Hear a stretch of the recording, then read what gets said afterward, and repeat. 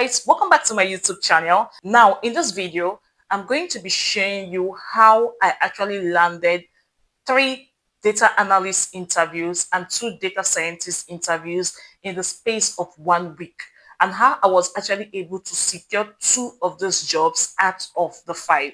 Now, this is actually something that actually took me years to actually discover, but I'm going to be showing you how you can actually do it in 10 minutes for free. When I actually started my career as a data analyst, so immediately I actually broke into the field of data analysis, boom, I started applying to jobs. Now, in a week, I could actually apply to over 50 jobs. But the thing is that even after applying to 50, 60 jobs, silence. I do not get any interviews. And I kept wondering what it was actually wrong, right? I had to even employ the services of someone to actually revamp my resume. But even after revamping my resume, nothing actually changed until I discovered these 3 things. Now, number one thing I discovered was about my resume. Now, even though my resume was well structured, it was not well organized and it was actually lacking the necessary details. Now, what are the necessary details that my resume was lacking? The basic changes I actually did to my resume was, one, I added a link to my LinkedIn profile. Yes, if you have an active LinkedIn profile, adding a link to your LinkedIn profile is actually very important, because it will actually help these recruiters see that yes, you are active on LinkedIn, you actually have something going on with your life, you are actively involved in the data analytics or data science space, right? And this is what I talk about visibility. That once you actually start learning a skill, it is actually very important to actually be visible online. And the primary tool or the primary place where you can actually get visibility online is using LinkedIn, right? Is using LinkedIn. Now, you don't actually need to post constantly. You don't actually need to post every day to actually gain visibility. You can actually be posting as little as 2 times in a week, 3 times in a week, sharing important tips, sharing your journey, right? Working on projects and posting it on LinkedIn. Now, this is actually how you get visibility. Now, once you attach your LinkedIn profile to your resume, once someone sees your resume and clicks on that LinkedIn profile, it actually takes them to your LinkedIn page. Now, this person will be able to say, oh, okay, so this person has been in this field and this person understands this field. This person has been working on projects on in this field and this person has been sharing it. This can actually look simple, but it's actually important, and it actually gives you an advantage over someone that doesn't have a LinkedIn presence. The second thing I added to my resume was a link to my GitHub portfolio. Yes. Now, it's not just about adding a link to your GitHub portfolio. The thing is your GitHub portfolio organized? Some people, when you go to their GitHub portfolio, it is so disorganized. There is no introductory readme page. There is nothing at all. Even when they post their projects, they do not properly document their projects. Some people just go and post their project. There's no readme file to talk about the project. The projects are not well documented, right? Now, when these people land on your GitHub page and see everything scattered, not organized, they'll be like, what is this person really doing? And you see them just leaving your GitHub page, even if you have amazing projects there. You see this thing, they say that first impression matters. Trust me, it does really matter.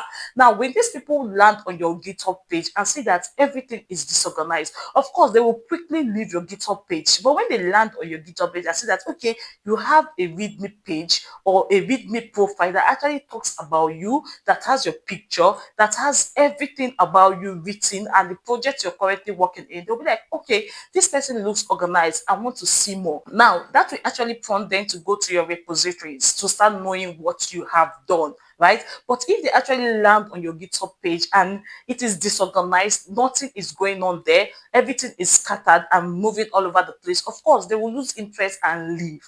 Now, this was the second thing I added to my resume. Now, the next thing I added to my resume was, for my resume, I actually ensured that each tool I used for each role was visible. Yes, I had to add it to my resume. Now, let me say, for example, I worked with ABC Company as a data analyst. Just below the role I held, I always make sure that I add the software or the tools I actually worked with. Now, if I worked with ABC company as a data analyst, in brackets or in parentheses, like we all know, I made use of this tool, maybe Python, SQL, Power BI, and all. It actually helps the recruiter to see your tools, the tools you have actually worked with at a glance. Now, they don't actually need to start scrolling down to where you have the tool you work with or whatsoever. No, they don't have to do that because they can actually see the tool you work with for each job role. Now, this was the third thing I added to my resume that actually gave me that boom. Now, the second thing I did was, regardless of the fact that I had an active LinkedIn page and I had an active GitHub page, right? I also went to get a portfolio page. Yes, I created a website where I actually had all my projects stored.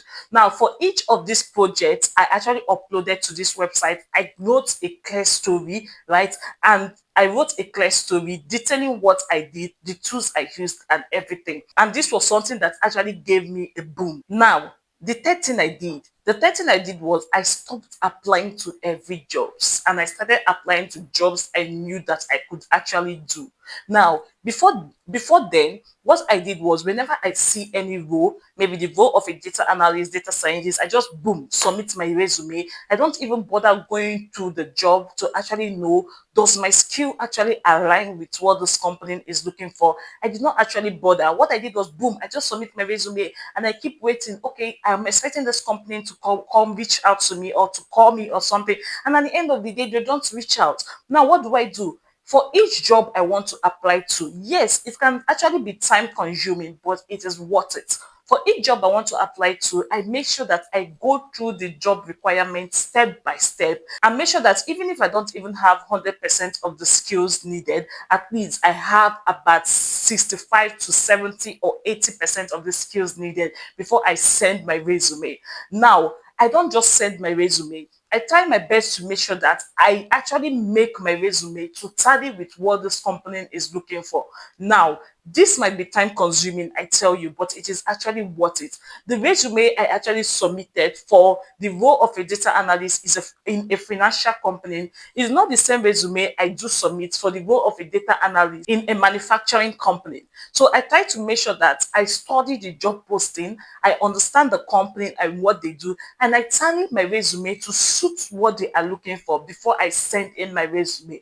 And this way, I was actually able to land 5 interviews in the space of 5 days. Yes, you heard me. Using these little changes I actually made, and out of these 5 interviews, I was able to secure 2 of the gigs. So if you're looking at landing a job before the end of the year, I would advise you actually go back to the drawing board and actually put these 3 things I have mentioned into consideration and into practice. And even when you are applying, I want you to be confident in yourself and don't give up on learning.